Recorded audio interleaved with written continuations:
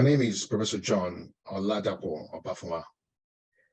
I've been the International Regional Advisor for Sub-Saharan Africa for the Royal College of Pathologists since 2021. And prior to this, I served as country advisor for Nigeria for many years. I'm an anatomic pathologist with a subspecialization in forensic pathology.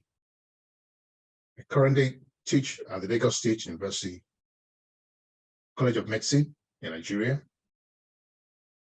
where I'm working as a professor of forensic pathology.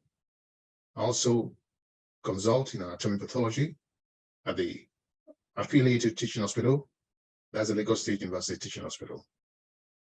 In addition, I provide coronary services to the Lagos State government. Our vision of the college in the UK is to engage and inspire professionals delivering excellence in pathology practice for the benefit of the public and to maintain high standards in pathology education. We also maintain high standards in the training and research to deliver the best patient care.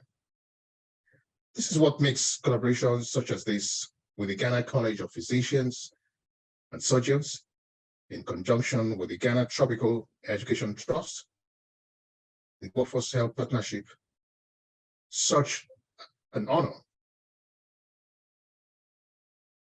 I'm happy to be part of this collaboration, which began in 2021 and has gone from strength to strength. It's an excellent example of how pathology colleagues can work together to produce high quality learning material, which will benefit our colleagues in Ghana and may also be helpful to other trainees around the world. Our hope is that this new learning material will assist the membership and fellowship residents at the Ghana College of Physicians and Surgeons in their ongoing training, and pathologists and scientists from around the world. We are pleased and very proud to announce the launch of phase 1 of the second lecture series.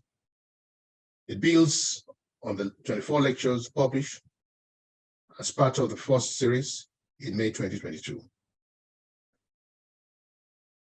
By the end of June, there will be 25 new lectures covering topics ranging from chemical pathology to hematology, histopathology, medical microbiology, as well as research. We thank all the speakers, including those who are members of the Royal College of Pathology, for making this second lecture series possible. We remain grateful. Thank you.